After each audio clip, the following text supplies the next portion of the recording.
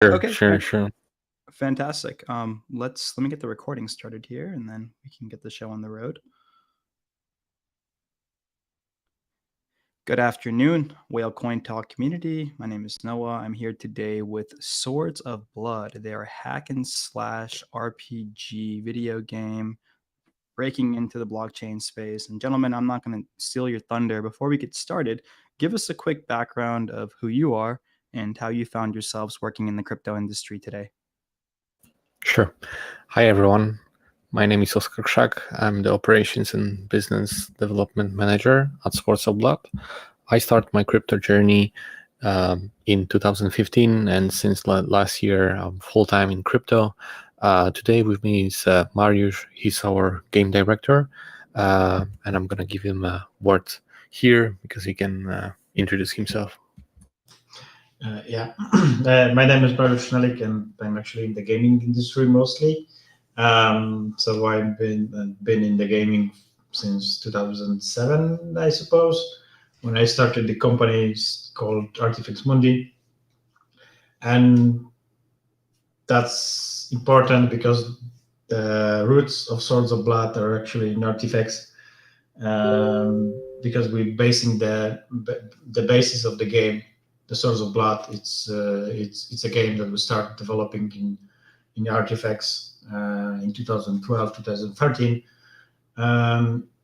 So in 2017, we released a game called Bladebound, and after I left Artifex in 2019, I talked with my colleagues from Artifex, and we decided that maybe we can use Swords of Blood as a kind of the framework to create a new game and try it out on the blockchain.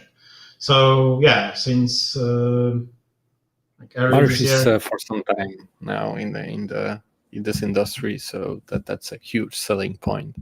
I'm just gonna go quickly here for our teams page because I want to talk about the team itself. Recently, that's just my own opinion about that, but I seen that a lot of projects are starting with not right team. I'm just gonna call it that way.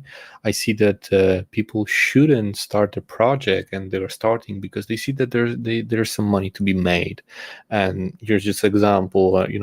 A person who was working as a car mechanic in a shop, starting crypto project, and he's about to develop the game.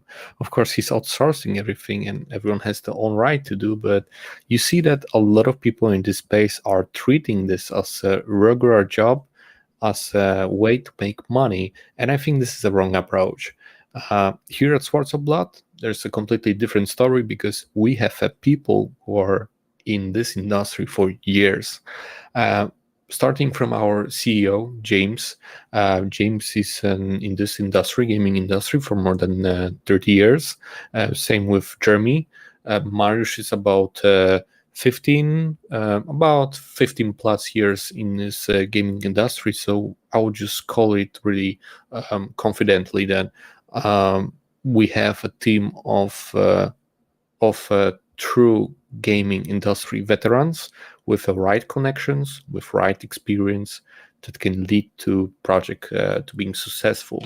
So before even the idea came up here to start with a project, the team did a deep research on what exactly is needed on the market, and there was a few options on the table, which one of them actually was hack and slash RPG on a blockchain.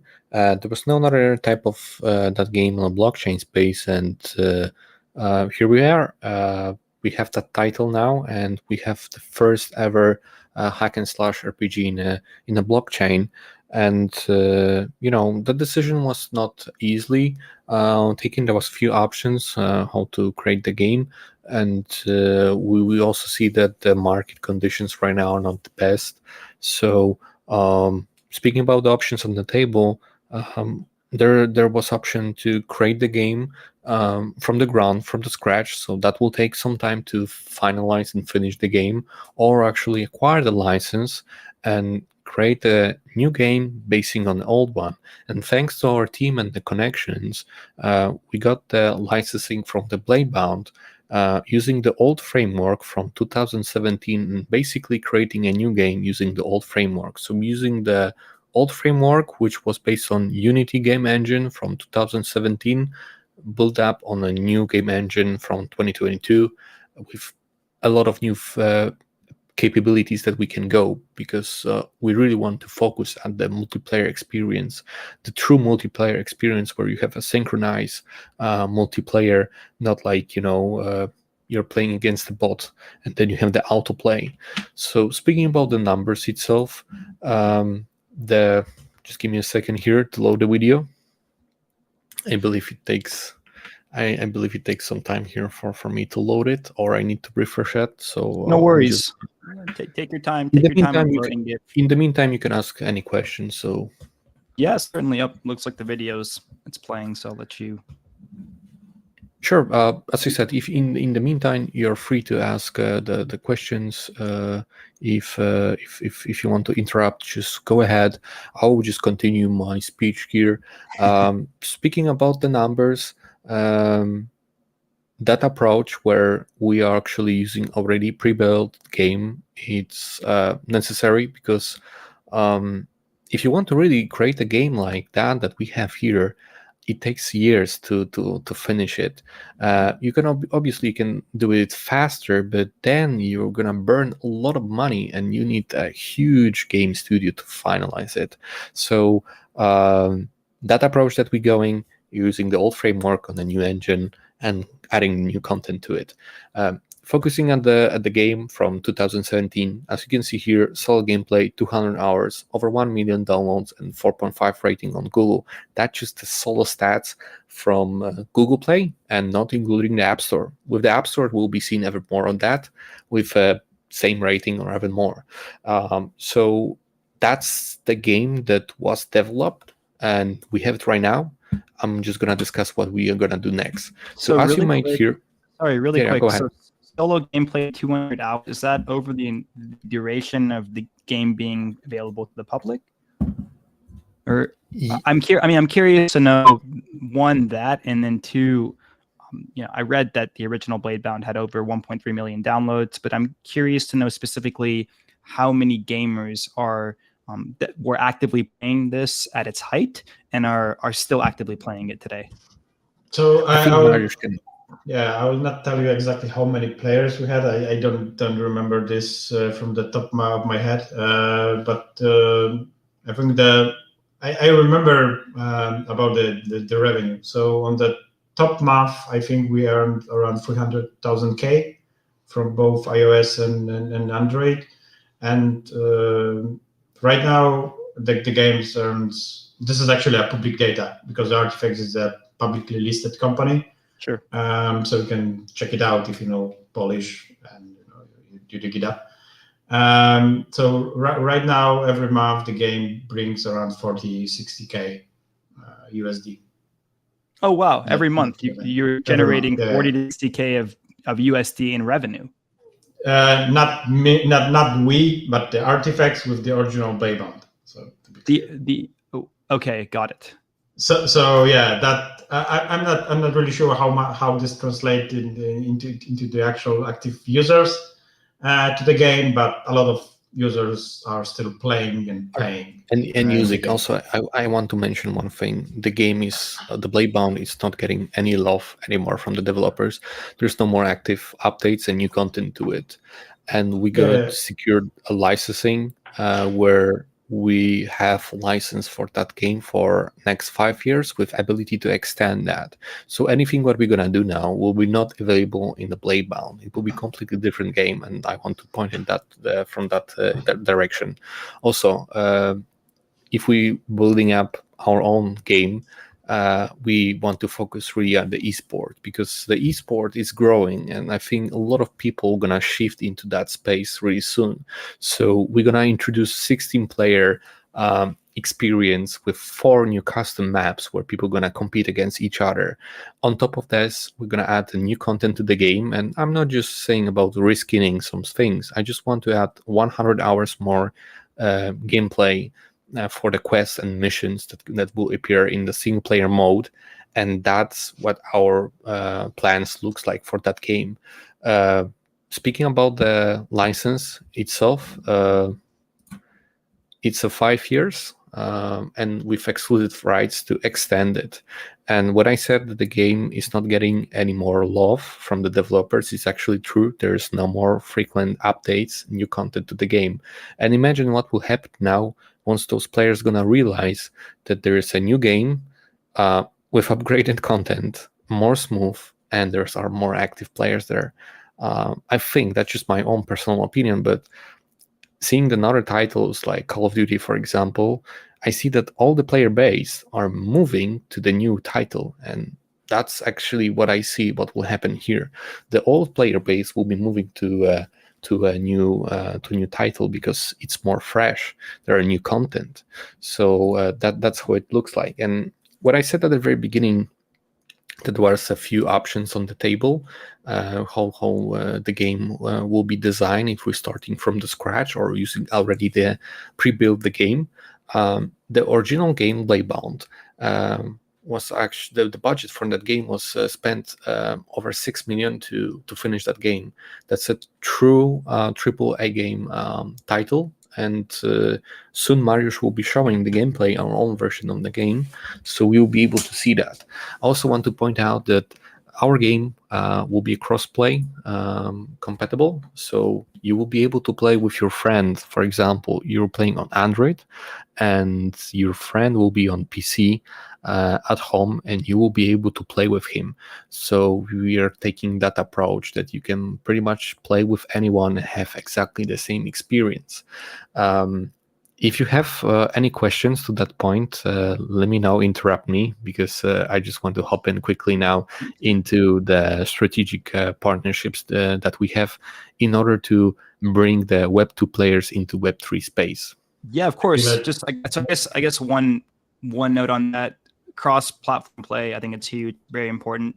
Are you expecting to release iOS, Android, and PC versions all at the same time? No. Go ahead. There are some technical, maybe not technical. So the game is ready for iOS and Android, but as you maybe know, Apple and Google are not very. I mean, especially Apple. That's a closed platform, and they don't allow any outside payment system inside the game. And we kind of use it in our title. So there's some issues on that. So probably on the iOS version, we need to cut cut out some of the features related to the payments, but probably it this will make more sense when I showcase the game actually and show you some stuff. But to answer the question, it will be a gradual release when we figure out some caveats regarding how we can be available on the stores, Apple App Store, Google Play. You can always sideload the game on Android, so that's easy. Just download it. You will be able to download the APK and install it on your device. And PC, that's an open platform, so you can do whatever you want. But on iOS, especially, that's a difficult question to answer right now. There are some options for that, and for example, one of those bypasses that we can implement is that we have a partnership with Stardust, which creates the wallet system for the game. Let me explain exactly how it works. You're hopping to the App Store or Google Play. You're downloading our app. Once you download it, you run it. You play for about 5 minutes, you finish the tutorial. Once it's done, you're gonna get a pop-up message saying that, hey, in order to continue, you have two options. Import already existing wallet, which for example, you already played and you can import it. Or you can create a new wallet using Stardust solution, and it will take like about 15 seconds to create it. Once the wallet is created, you have already your wallet address and you can just move forward with it.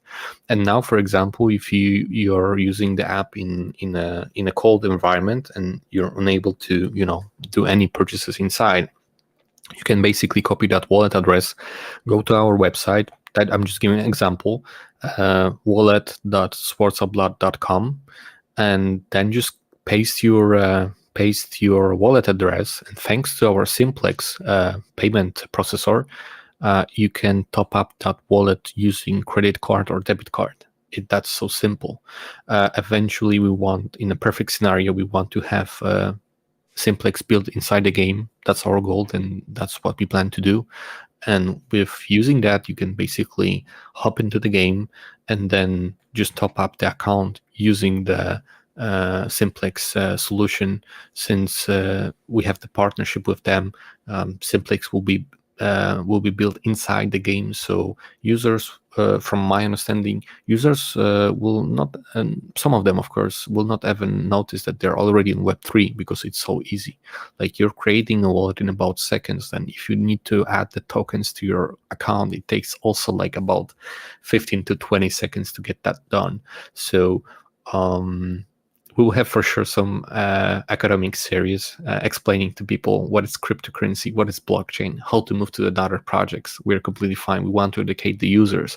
But from what I see, that the experience for the player must be super simple. So they're not going to be forced to do any kind of KYC identification, sharing the passport or ID in order to buy cryptocurrency. We approach that way, that it must be simple.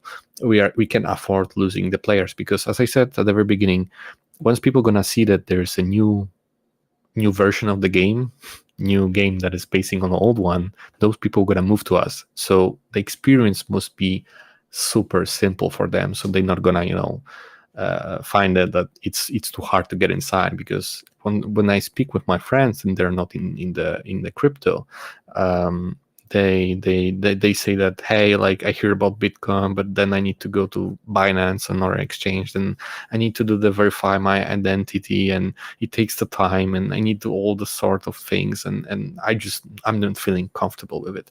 While here we have everything done pretty much by you, and you have these things done. So I'm super eager to share the gameplay in a second, but before that, maybe we should go for some questions. Yeah, sure. I mean, it sounds like you guys are making it as seamless as possible for Web2 participants to just download and play the game, and indirectly or directly, however you want to see it, participate on the blockchain, participate as a play to earn gamer, play to own gamer rather in your case. But we can dive into that a bit later. Curious to know how difficult I know you guys used the framework for Blade Bound, and kind of built a derivative of it, which is Swords of Blood.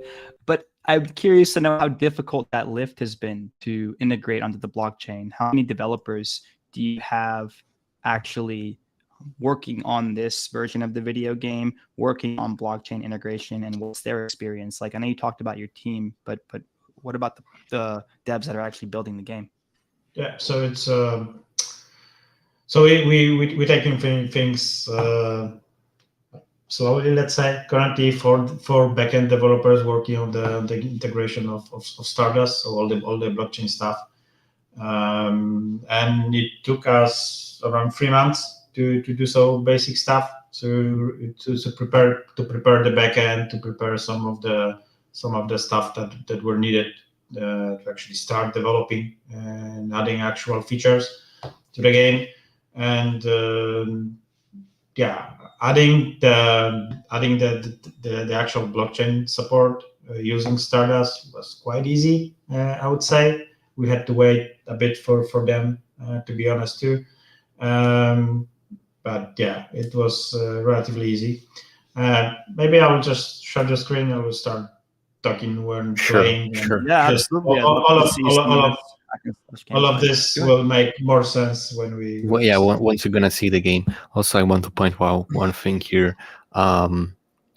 Please keep in mind that this game is an dev stage. It's not even in beta, in its dev state. Some errors might occur. Some features might not work, but we are one of those teams that are proud to show what we have now, And we're not like those people who are telling that you need to wait 2 or 3 years to see the product. You're gonna see it now, but as I said, it might contain some issues that we are not fully, fixed yet. Yeah, of course. So to make things clear at the start, this is the Android version running in the Android emulator on the PC, but that's just the easiest way for me to showcase the game. The PC version is in development, but it's not yet ready. So yeah, that's the choice that we had to make. So yeah. Anyways, also one thing, the buttons you see here, there are some cheats that we use in development, to make some things easier for us to unlock some stuff that normally would be disabled, and stuff like that. So yeah, that's the main hub. Let's start with the main gameplay first, so you have the idea what the game is all about.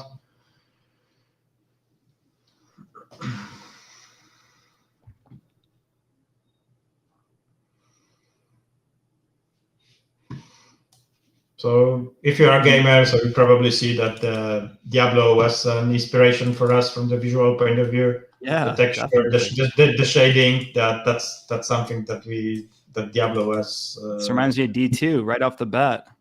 Yeah, or Diablo 3. Yeah.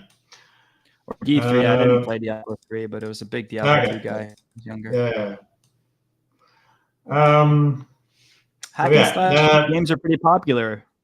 Yep. They seem to have a lot of. They seem to have a pretty wide fan base. Yeah, because they are fun, and everybody or almost everybody is a collector. So collecting the gear, collecting the new upgraded or better weapons, that's something that's almost always fun. So in contrast to Diablo, maybe let's talk about this first. We don't have classes. So there is only one type of player, and but there is a different gear with different abilities. So you actually could have some different builds that are better against one type of the opponents, and other builds will be better against the other type of opponents. Right. So how many elements can players choose from, and what are some ways that players can combine elements? So we have water, fire, nature, neutral. So that's 4. We'll look at it later, I think, in the moment. So there's, I think, 6 elements, basic elements, and basically how it works, it's extended version of the rock, paper, scissors. So fire, it's better against nature. Water, it's better against fire. Stuff like that. And are you guys planning on adopting a similar campaign mode, PvE mode, as what? And obviously, I know that you're going to be doing different things with your lore and storyline, but similar campaign mode as to what we've seen in Diablo 1, Diablo 2, Diablo 3, and also other slash and hack games. So we have a campaign mode. We have 37 levels. It's Diablo is a little different in the construction. So there's huge levels, and then that's not necessarily good for mobile, because on mobile you usually want to have very short experiences, and very short levels to progress faster. In Diablo, you can play and play. Understood. So it's a little bit different, but we have a story mode. There are 7 chapters with different number of levels on each, but in total there is 37 levels with 3 difficulty modes. And can you give us some insight into your PvP modes and tournaments? Sure. So currently we have 3 tournament PvP modes. We don't have any players, so those are just fake. That's fake for modes. death. Yeah, this is the PvP, but it's asynchronous. So what this means is that you don't actually play versus the other player live, but you just opt into the tournament, and when someone chooses you to fight against you, your character is taken over by a bot. And from the other perspective, when you play versus the other player, his character with all his gear or his power is taken over by the bot, and you basically earning points if you win against this character. But the good thing is that you don't have to be you don't have to play at the same time, so that's just easier from the matchmaking perspective. So the PvP mode doesn't actually require me to play while the PvP. No, you need to play, but the other player is not at the same time playing with you.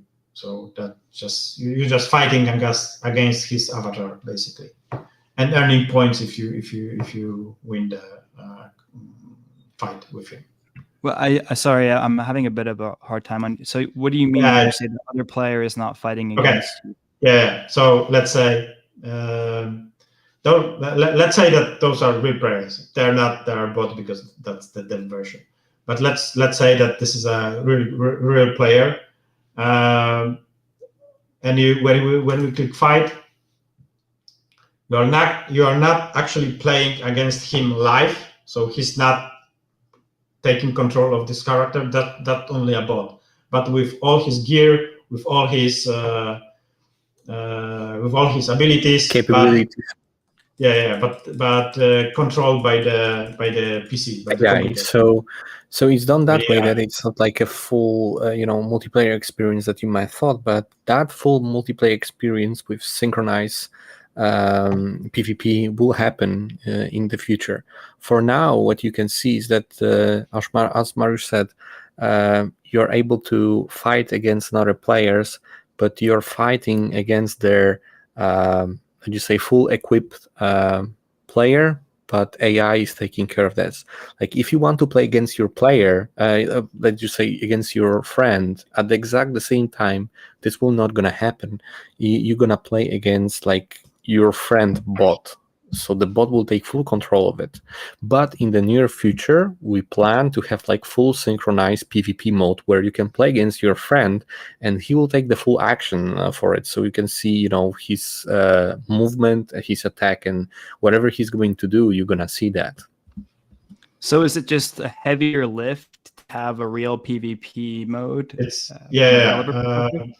it's a heavier lift, definitely. And it's also from the matchmaking perspective, it's more challenging because with the asynchronous multiplayer like this, you can just participate and play whenever you want.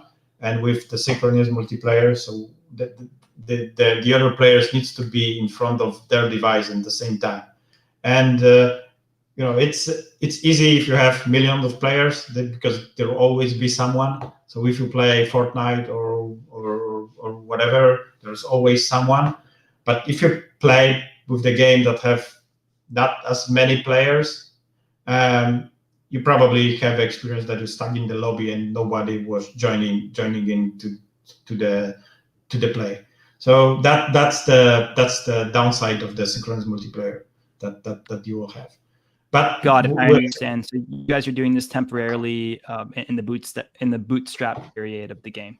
Yeah, let's put it like that. Yeah. So another type of like leaderboard based multiplayer. It's Monster Hunt. You play it against a wave of monsters, and the more points you earn, the higher you are on the leaderboard of the tournament. Yeah. It's multiplayer, but still not that exciting as other experiences. Got it. I wanted to talk a bit about you guys call it SWD TKN. I'm just going to call it the SWD token. Sword token. Yeah, let's call it sword token because that's sword token. Yeah, for brevity purposes. But so how highly ranked does a player or a team need to be in order to start earning the sword token? And I want to jump into tokenomics here in a bit. Yeah. I'm curious So how the earning mechanism works. It's not yet determined. That's something that needs to be set up exactly when we start releasing the game to the wider public, because it's something that the exact numbers needs to be nailed down on a little bit later stage. But the general idea right now is that the top players obviously earns the match of the biggest part of the prize pool, but we also want to allow all the players to have at least a chance to win something. So let's say that you ended up on the very last level, very last position of the tournament, and there's still a chance that you get some random airdrop and get some sort tokens or maybe NFT. So yeah, we look at this more in this way, that there's an always chance to win something by participating in some tournaments. Maybe let's talk about the NFTs. Or yeah, sure. Let's jump into the let's jump into the NFTs. I definitely had more questions about the sword token, but we can circle back to those as well. Yeah. So that's your inventory, the basic progression system for the items. I mean, the upgrade system for the items works similar to Puzzle and Dragons. Not sure if you know the game; it's an old game. So you basically merge or fuse the items that you don't need with the one that you really care about. And are you earning these in game, or are you purchasing? Yeah, that's a drops from the level. So when we played the single player campaign, and after we won that, we got some of the items that are here. So is the ideal strategy to play the single player campaign, level up your character, earn some good items before you enter the PvP arena? Yeah, in generally, yes. But it depends what you want. You can always try. You can always participate and still have a chance to win something. But in general, yes, the first experience in game probably will be the single player campaign to earn some decent gear and then start participating. And even if you play, not every mode will be enabled at the same time. You start with the campaign. Sorry. Then some other modes will be enabled gradually. But overall, I think in the first week everything should be available for you. But yeah, that's something that will be determined on the balancing side. So yeah, understood. Yeah. So I wanted to talk a bit about, or have you give us insight into the play to own element that will require serious skills and items. I know that in your white paper you highlight some of the flaws of the play to earn niche of the space, and earlier in the AMA you certainly highlighted that you guys are trying to build something where people are playing first and foremost for fun, for the enjoyment, for the quality of the game, and earning is kind of just something that's happening on the side. It's icing on the cake. Yeah. So if you look at the current play to earn gaming play to earn industry or in the industry, so we don't see any project that are sustainable in the long run. Even Axie Infinity, I think the biggest one, had some issue and still have some issue on that. And then after a good run at the beginning, everything started dropping. So we think that the better approach would be to dial down the earning part a little bit and focus more on the gameplay and bring as many players as possible. And in this way, get a buy pressure on the token. So not really to attract the users that they will earn a lot, but have the good game, bring as many people as possible to the game, to buy the tokens and to spend it inside the game. and you still will have some opportunities to earn. So if we talk about the NFTs, we decided that only the legendary items, so the items that are more powerful, most powerful in the game, will be something that you can mint into the NFTs. So I'll do a little cheat right here. And this is all obviously going to be doable through either the Android or the PC version of the game, right? Yes. Eventually iOS as well. Yeah. So I understand. If I have, okay, sorry. Yeah, if I have the legendary item equipped, I can mint it. Right now we have some placeholder graphics that will show up in a moment that this is now minted into the NFT, and that's currently not supported, but you will be able to move this outside the game and sell it in the marketplace, and eventually we'll have the in-game marketplace too, so it will be a little bit easier to do. So yeah, that's now an NFT on the back end. So one scenario that we envision, I just finished. I just wrap the things up on the NFT site, and let's do the question later. Sorry about that. So one scenario that I envisioned how people could earn some money is that they can buy the NFT on the marketplace that are on that's on the very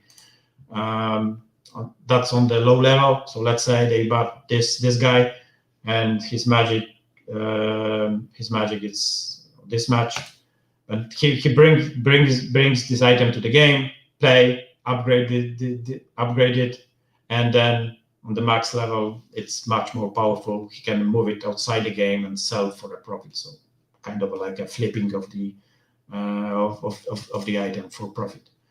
You can always get some items from the tournament. From other way, there's also other ways to earn. One way is to collect these parts, and if you, for example, if you get 100 of those, you can then craft it into the item and then mint it into the NFT.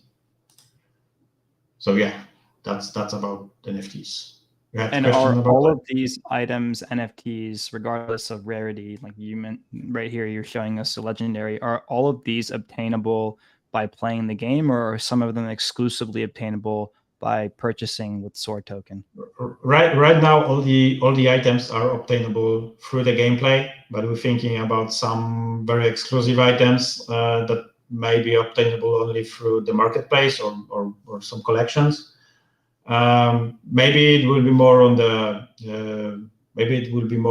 skin side, because we also don't want to break the game and release the most powerful items to the public and be only available for purchase.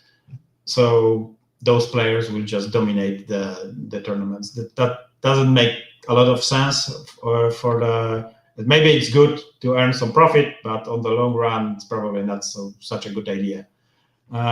So those kind of unique items could be only on the like a visual skins for the NFTs, for the items. But yeah, that's something that we're still working on, exactly how it would look like. Right now, the design is that only the legendary or S-type or gold items are mintable into the NFTs. All the others are just items that you can use, but you cannot mint it. When will the minting take place? What? Yeah. When will the minting take place?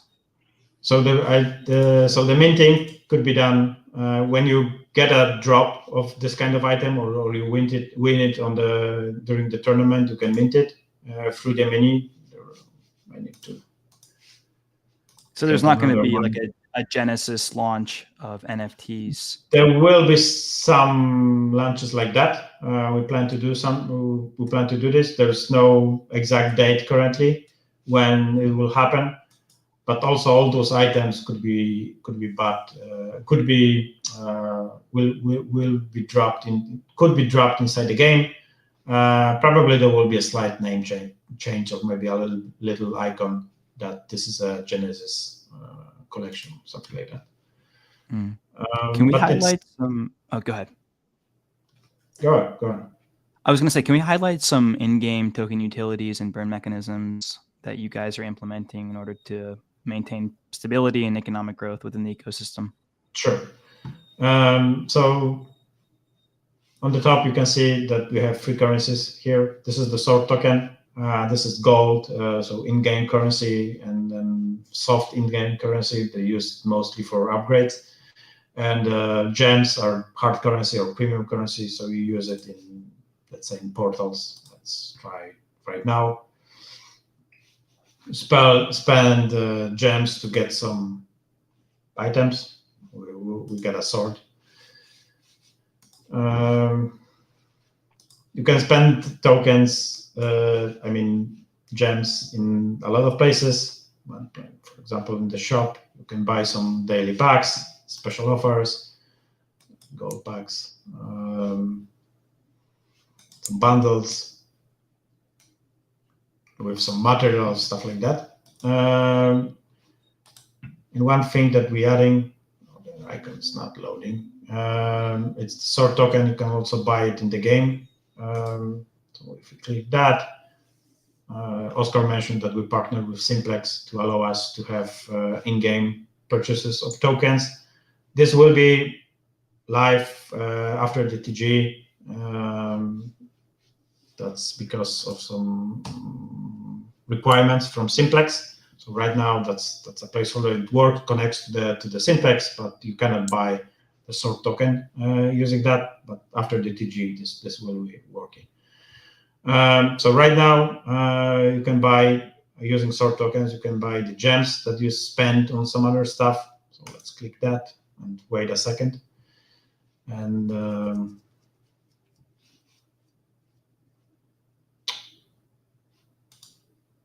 yeah, we got some, we spent some sword token, got some gems that we can use, for example, in the lottery. Maybe I can share the inflow screen, Mariusz. What do you think about this? And then we can talk about the buyback and burn, how the inflow goes, and the use cases of the token. Yeah, we can do that. Actually, in the second, you can see that the tokens, that the whole operation was, right here. That was taken, that was done on chain. So yeah, let's switch to the other. Gold and gems are also going to be obtainable by playing the game, or exclusively by yes. Gold and gems are obtainable in the in some amounts inside the game. So you're earning quite a bit of gold during the normal gameplay. Gems are a little bit more scarce. But yeah, overall, you can play this game for free, like all the time. Can you sell gems and gold for sword token? No. Maybe we will add it, but it's not. We didn't. With current flow, we don't allow this to happen. But if the community wants it, and there will be enough people requesting it, we are open to discuss about it. Currently sharing the screen of sword token inflow of purchases done by Simplex. So you probably already see in the left top corner that 40% buyback and burn.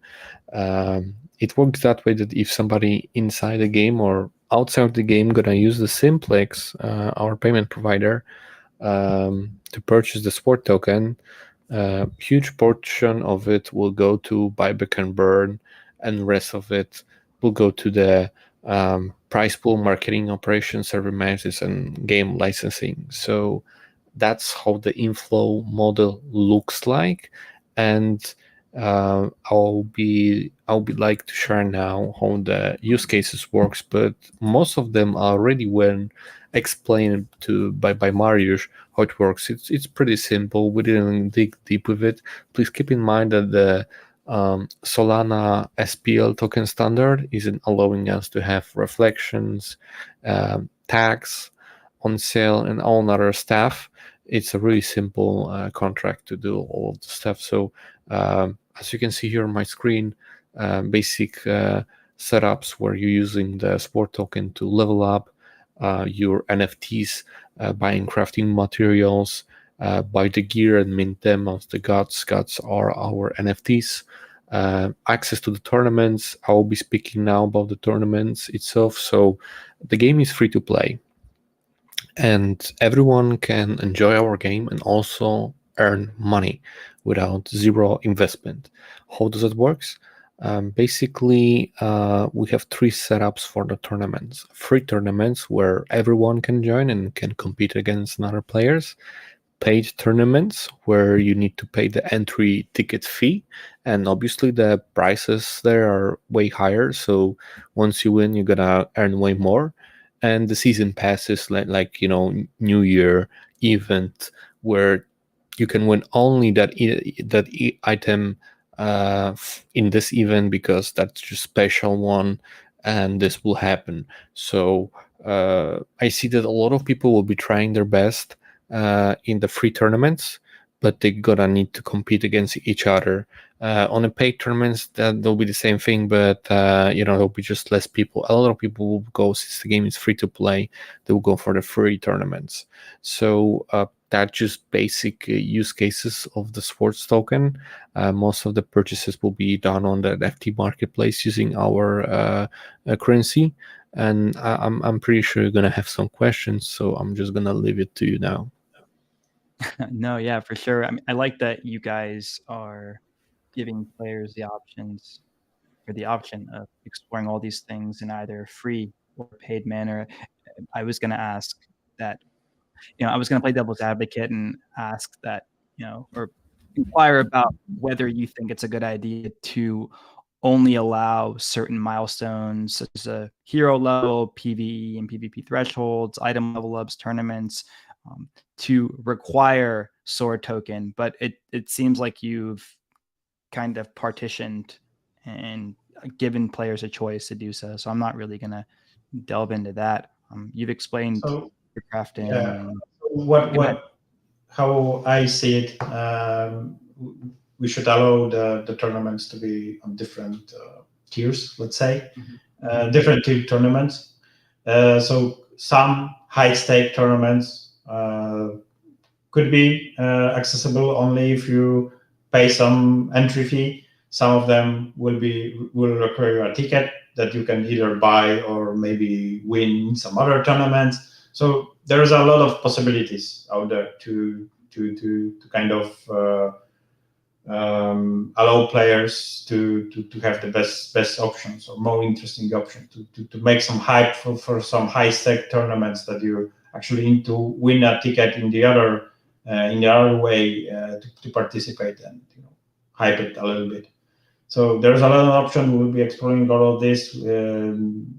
It's nothing it's set in stone currently. We have some rough ideas how this should look like, but yeah, it all could also change.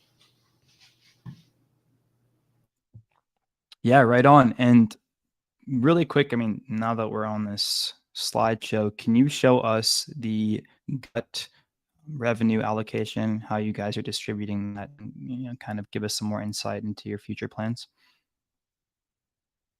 For the NFTs, that's correct, right? Correct, yes. So that's how it looks like for the GOTS, our NFTs. And as I said earlier, we're always up to what our community says, but that's how our current model looks like for the NFTs and the spending. So 25% goes to buyback and burn, and please keep in mind here I wrote market making, that is managed by the market making team. I want to point out that right now we are on the bear market, and all decisions regarding all token burning, buyback, staking, it must be approved by our market making team. They are ones that are deciding what we need to do. Why we are taking that approach? We believe that they know the best, what is the best for the project, and we don't want to end up like in other projects where they set up too small amount for the staking at the very beginning, or they decided to burn most of the tokens when there was not the right time to do it. So we'll listen to what they say, and we're just gonna follow up that path. Got it. Will you guys open up your IDO to the public, or do people need to be whitelisted? The IDOs are public, but it's all up to the Launchpad we are doing. The current pre-sale we're doing is on pink sale, and everyone can take a part of it. There is some small minimum buy and maximum buy of 3,500 BUSD. Everyone can take part of it. And the network here we're rising is a BSC, but the network where we launch will be on Solana. We have a specific locker for that, where people are logging in. Once the system gonna recognize that the wallet address take a part in the pre-sale, but it's on a different network, user gonna get a new pop-up message saying that he needs to authorize a Solana-based wallet address. And in order to do that, you can just paste address or create a wallet. It's a super simple process. We'll be sharing all the details how to do it, including the video. User is creating a wallet in about, I don't know, 1 minute, a little bit more, because he needs to install the, for example, Phantom wallet. Then pasting the new wallet address, confirming that his wallet address, and he's able to claim the tokens using that wallet address which he just created. The issue is here that the wallet address isn't compatible with both networks, but all the launchpads that we are partnered with agree on that. And let me just quickly go into the Launchpad names. So NFTB, Pinkcell, GameStarter, Gagarin, Babylons, Spintop, Vispex, Radium, TruePNL, Blockpad, Communitas, Engine Starter, CDFI, Erax. So there are a few more which are in progress, but they're not confirmed. And they all agree using that type of system, or they're using their own where they're already collecting the Solana-based wallets. Understood. And you guys did a seed round as well. Are you able to share some details on that, such as maximum contribution per investor and number of investors that participated? I think I'll be preparing now the list of the all investors that we have.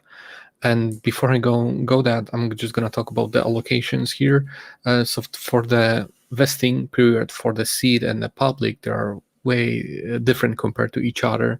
The venture capital got here 2% unlock on the TG and 2 months cliff with 10 months lunar vesting, while the public IDOs got 15% unlock at the TG, 1 month cliff, and 9 months linear vesting.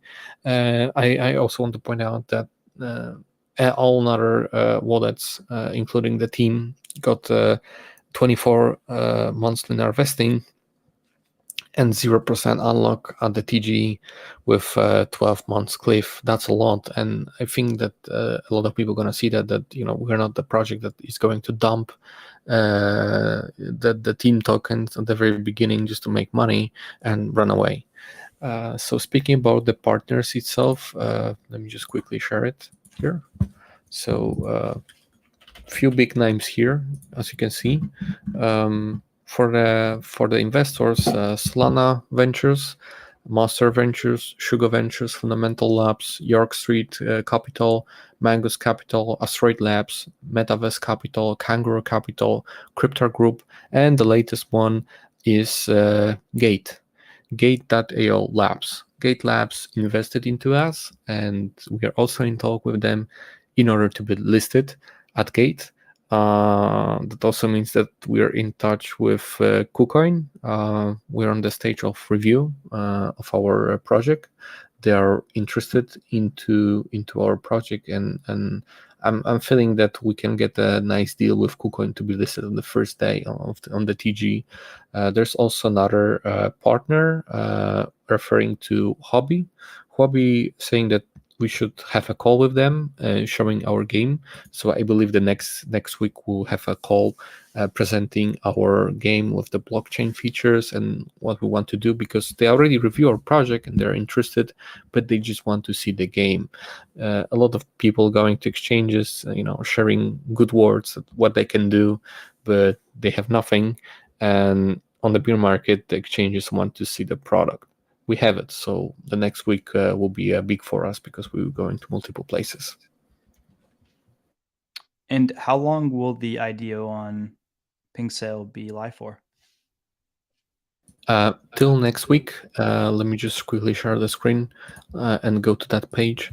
We run it for a week, so I believe next Wednesday is the date for to the ends. So yeah, by the 8th of the next week. So it will be Thursday. So yeah, that's a still full week here for that. And anyone can go and contribute as they No please. whitelist. No whitelist. Everyone can hop in. Everyone Nice. can hop in. The only thing you need to do, you need to have the BUSD. It's not a BNB. You need to have a BUSD. So hop into that, and everyone can take part of it. And why did you guys choose to launch on Solana? There was a few reasons why Solana was taken in a place. One of the major reasons is that Solana took us as their exclusive project, which means that we have the agreement that they are investing into us, but we cannot go multi-chain. But we already talking with them that, hey, in order to expand and grow faster, we need to have access to multi-chain. So we're already in talk with them regarding this. But that was the main reason why we're launching on Solana. Understood. But you find that you get more exposure by having your pre-sale or rather IDOs on BSC. Well, there is reason why we are getting the Launchpads using BSC, because they're just getting more traffic, and a lot of people are interested from the game. But eventually, the launch must be on Solana. That's because of our agreement. I believe that Solana will allow us to go multi-chain, because it's also in their business to make this game big.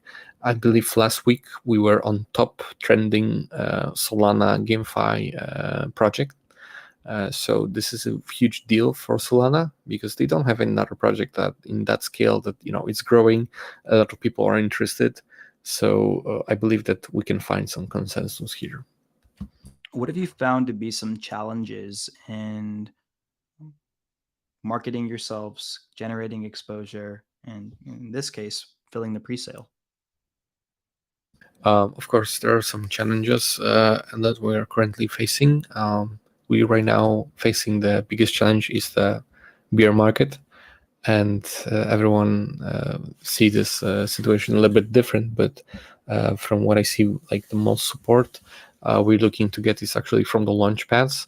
We're currently raising the money on the pink sale, and as you can see, the money isn't flowing that fast that we want to, but we recently had it to our partners and asking for support. So we'll be increasing the marketing budget to promote it more, because we have here a decent project and people behind it. So we're feeling that we can still make it, and the soft cap can be easily reached. And what are some of the marketing strategies that you're deploying in your campaign to generate exposure? So the current marketing campaign is set up to contact multiple gaming guilds, and by doing this, we have right now exclusive partnership with the biggest gaming guilds out there. We need the gamers here who are interested into that game, so we are doing that. Besides this, we are looking for traditional ads using Google Ads and Facebook Ads. That works for us in Web2 space, so we're also performing that. And besides this, we are having MAs in multiple spaces. What about your acquisition of KOLs? Can you tell us a bit more about that, please? KOLs, we actually have a partnership with GameStarter marketing, and we have a list of KOLs which are working on our project, but we are not really happy about the results in the bear market, because every time we are getting something, the value in return is not that we are looking for. We currently have set up a new KOL setup with True PNL, and they are just sent us yesterday, I believe, a new list of people to try out to see how it works. We also have on our website an ambassador program where people are getting in-game items and the tokens by being our ambassador and promoting our game. So this is already put in a place, and I believe that that's for now, and maybe from Monday we'll have something new in Horizon. What do you think the biggest issue is right now with play to earn games? What do you I mean, apart from the crazy tokenomics that we've seen, what else do you think is plaguing games in this space, and what are you guys doing differently to kind of distinguish yourselves and pave your own path? So the own path that we have set is that we want to make this game free to play and make it enjoyable by everyone without paying anything.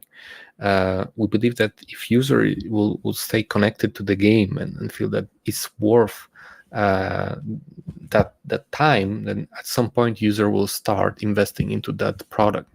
While in other GameFi projects, you need to put at least a small investment to actually enjoy the game and then move forward, proceed. Here you can easily go forward without any payment, and when you seriously need to compete against other players, that's when you need to do the first payment. And gentlemen, I want to get to some audience questions here in just a moment. Before I do, is there anything that I haven't asked about? And I certainly want to ask some more questions about the lore and the actual storyline. But is there anything that I haven't asked about as far as the overall vision is concerned that you guys want to share with us? I think we covered most of the points. The only thing that I'm missing is that we have a running contest for the airdrop. So that's one thing that I would like to discuss, but maybe that we're gonna discuss it at the end. Please. It sounds exciting. So I want to discuss about. Just 1 second, let me just reload one slide. I want to discuss about the airdrop that we have now for multiple people. We did it actually for our community, but Launchpad said that it's a good idea to actually get the community from different places, and it works pretty simple. You go to our Twitter. You can find the contest on our Twitter, and then you need to follow simple steps, just like joining the Telegram, joining Discord, follow up the Twitter, retweet, and that's about it. And I want to share something with you guys, that if you really want to take a part in this airdrop and have a chance to win, you go here for a secret code. Once that's done, you need to type a secret code, which is super easy to find out. I'm gonna even share it with you now. If you go to the Launchpads that we are launching, so you need to look at our Twitter account. Our launch partners are sharing the codes. So if you go, for example, to Engine Starter or Game Starter, you're gonna find the code, or even Ping Sale.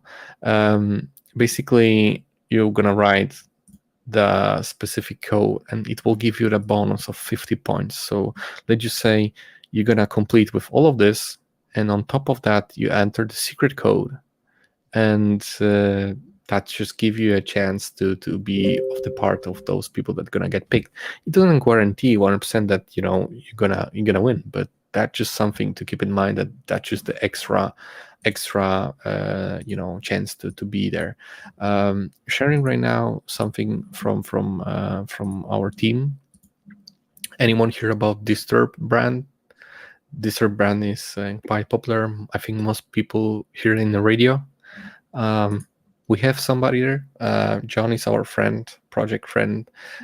He will be performing some music for the game. It's not yet confirmed, but John will be creating some tune, maybe for the intro, maybe something in the game, but that's planned that we want to do something together with him.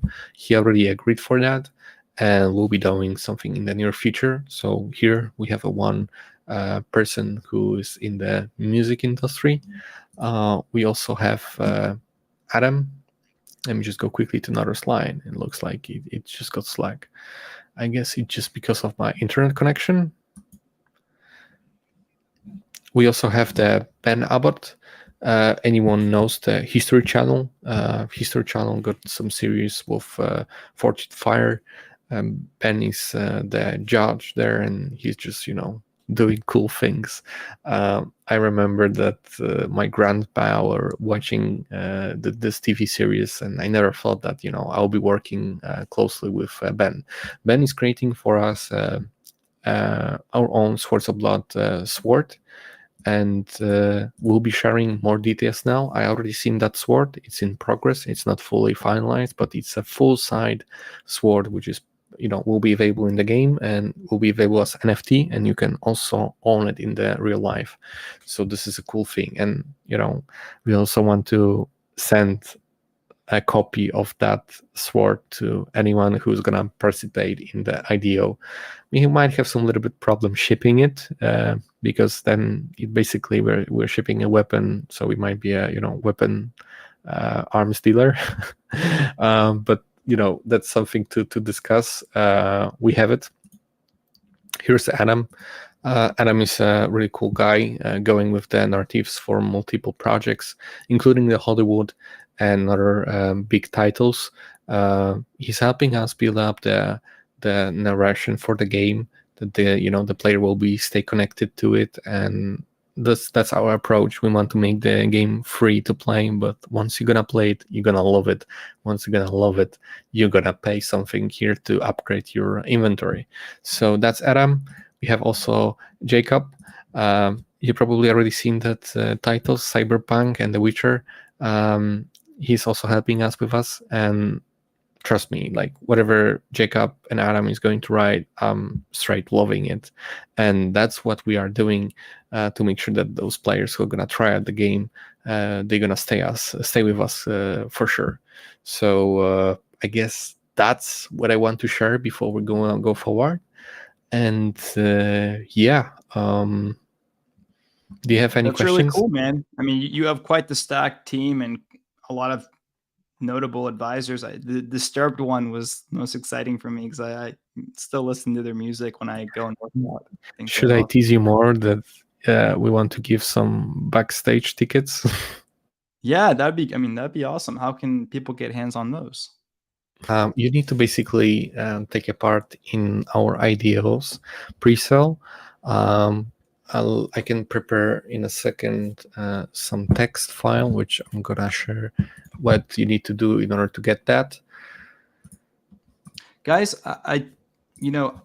we see like dozens of projects every week at Whalecoin Talk, and you guys really stand out. And this is not financial advice to anyone that's listening, but just from my own perspective, my own anecdotal experience, and you guys are building a legitimate game.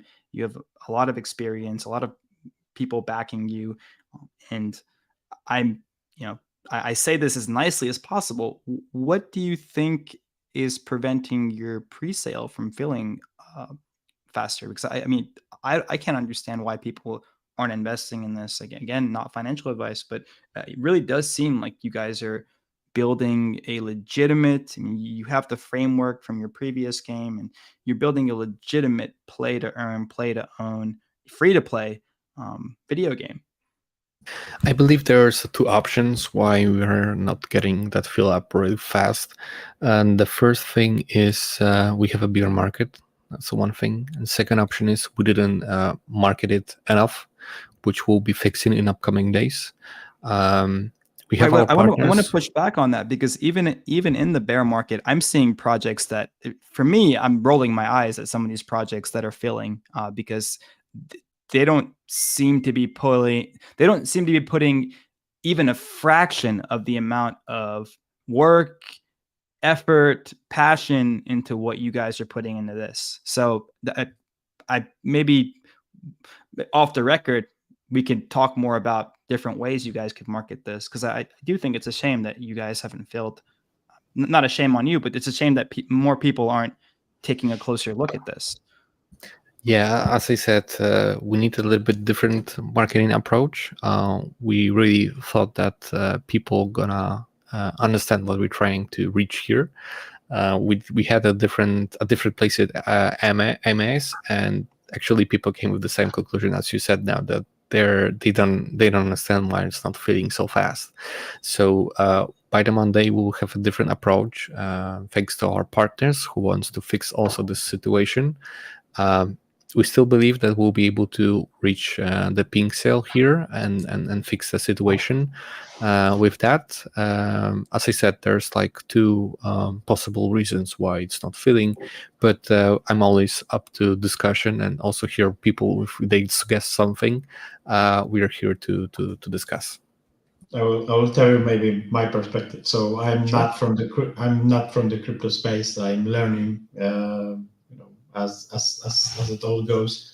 So maybe one of the reasons it's just lack of experience, some bad luck, and mix of the bear market too. So if you guys have any ideas how we can make our project more out there in front of the more people, just talk with us, and we are open to all of this, because it's definitely not going as we hope it will. So Well, yeah, again, I would look forward to talking to you guys more about this after the AMA.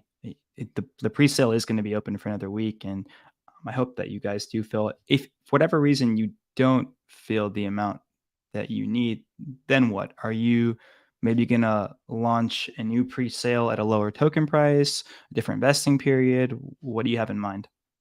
So there are a few options on the table, but lower vesting period, lower token pricing is not an option, because we have confirmed multiple launchpads, and they are feeling really bullish for our project, and they said that, hey, 300k it's not a problem, we're gonna fill it up.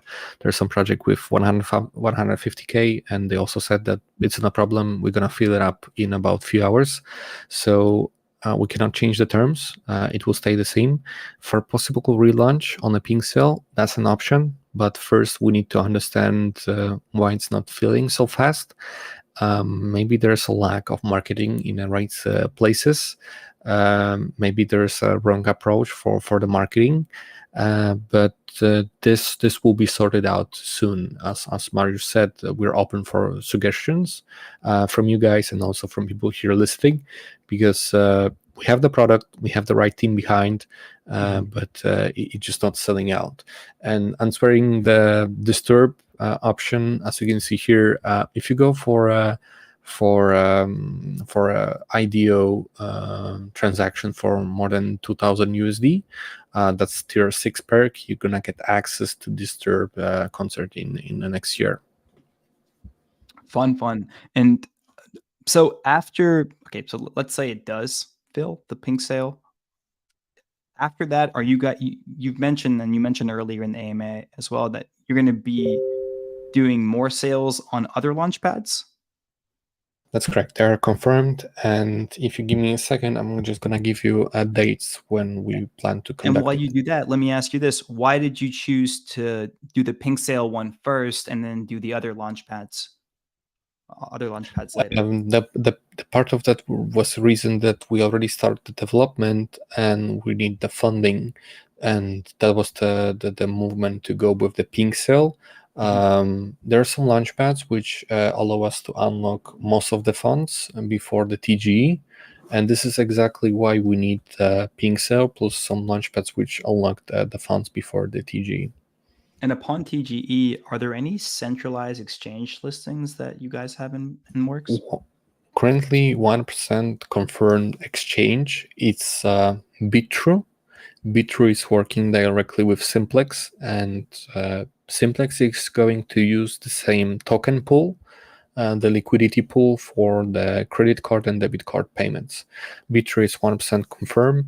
Not confirmed yet is Gate. Gate invested into us, so there's high chance that we're gonna get the Gate.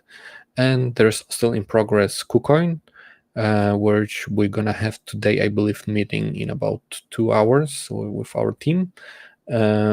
And Huobi is also somewhere in the horizon, but they need to see the game. As I explained, they need to see the product. They already like our white paper and the pitch deck, but they need to see the product. So there are a few options on the table. A few exchanges already reached to us that we passed their review process and they want to get listed, but we're just looking right now for the terms. If we can get like tier 1 exchanges, I believe that other exchanges are just gonna follow up. Right on. Well, I got a community member that wants to ask a question, and then I'll circle back towards the end and ask a few more. Venice, go for it, brother. Okay, thank you, Noah. Actually, I have a couple of the questions to ask for from Swords of the Blood, and you guys are really doing great job. And I have never seen such a game in the blockchain. I have been here for a year, and I never have seen this kind of game. The graphics are very awesome, and you guys are doing great job. Okay, so I'll just move to my question. I was reading your white paper and I read about consulting the sentinel.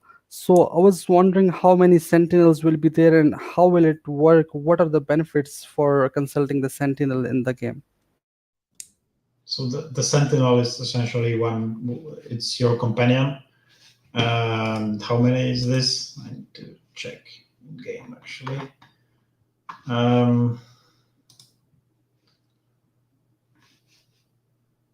It's 18 legendary sentinels and a little bit more of other teal sentinels. So I think it's around 50 sentinels in total. Different kinds. That's the current state. We plan to expand it too. So add new items, new sentinels, new weapons. But yeah, you can treat the sentinel as an additional skill you have, but she's also your companion. So. Okay, and as I also read, and you just showed us to that you have 3 game modes in regard to difficulty from easy to heroic. So, what if a player plays the same level again and again to earn more money because he will have practiced at certain level? Will the game environment similar every time, or it will be different every time a certain level is being loaded? It's a little bit different on different difficulty levels. So new paths open when you play on the on higher difficulties. But essentially, if you play the same difficulty and the same level over and over again, it's the same. Although after a couple of tries, there is a cooldown for the level, so you need to wait for the next day to play it again, or you can reset the cooldown using gems. Okay, and also, will there be any rare or exclusive in-game items which has very limited supply in the game, and players can get them on either first come first serve basis, or if they have a premium membership, or if their character is on certain higher level? So, how will it work? There will be stuff like that. Although this also the design decision that we need to make on one point and not to break the balance. So we definitely will do the exclusive skins that will not influence your power in any way. That will be just a visual representation of the skin of the item. It will look more cool or different from all the other players. As for the exclusive items, that's something that we're still thinking about how exactly it will look like. But there will be something like that, definitely, at least on the visual side, but we'll see about the exclusive items. Okay, and I was also thinking that there would be players who are not interested in playing your game, but they are still inspired by your work and still want to earn some money. So, are there other ways except playing your game to earn some money? That that's a difficult question because the Solana doesn't allow us to do reflections and to share the profit based on how much you're staking. Um, we have some ideas how to solve it a little bit. It's not ideal because you need to be connected and have the funds transferred to the game, so we can actually um, transfer some tokens as a revenue share to you. So it's not perfect, but yeah, that might be solution like that. Okay, and as you mentioned about PvP mode and different modes we can have in the game, but I was thinking, will it be possible for players to just make up a squad or clan of two or three players if he don't want to play alone? Then can we do it together? Not currently, but in the future, yes, we want to add co-op kind of modes. So yeah, you will be able to team up with other players or with your friends and playing against a boss or something like that. We also will be adding clans to the game, and we have some interesting ideas how to expand it even further.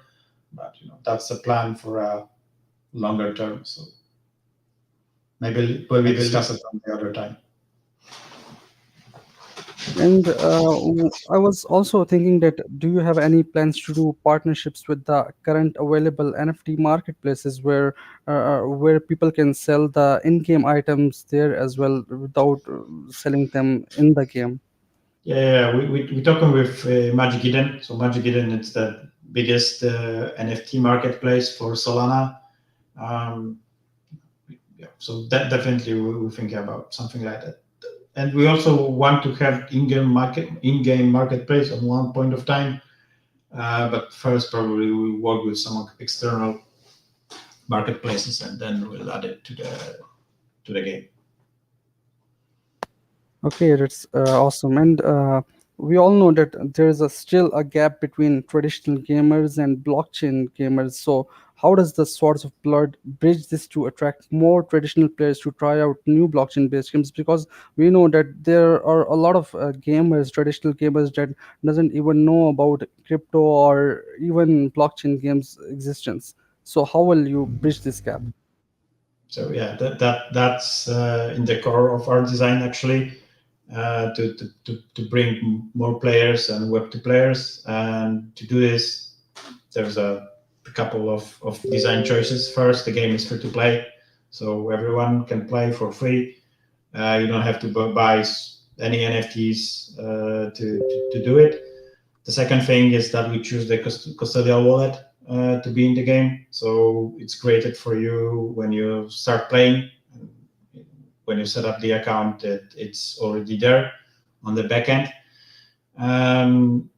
And the third thing, last thing, is that you can buy sword tokens inside the game.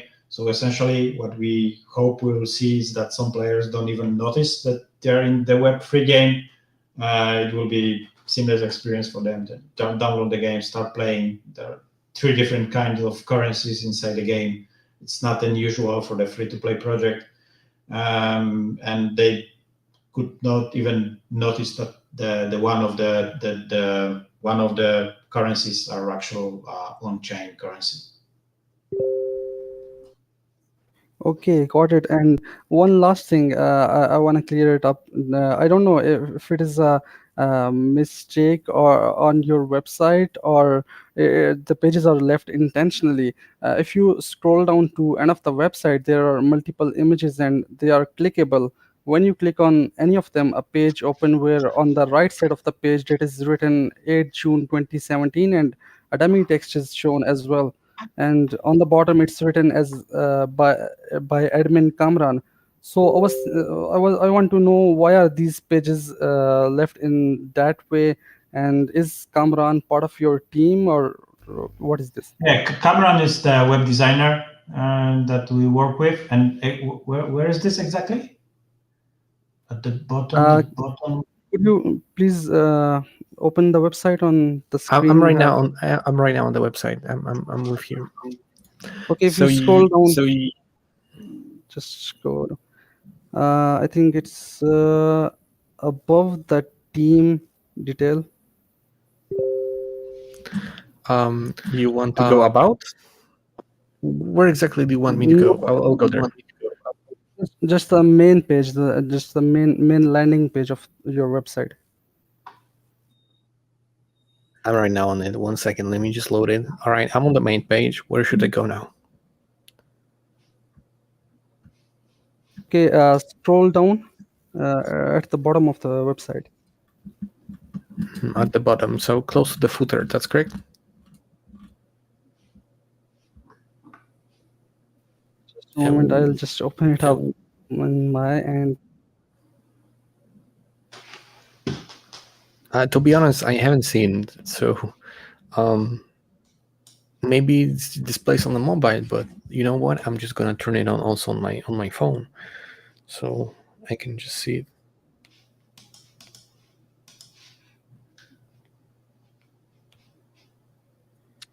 No worries. And while you guys do that, I had another audience member who is Sure.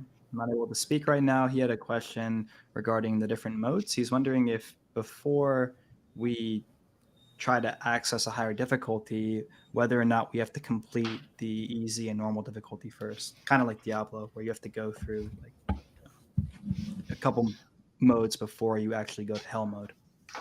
Yeah,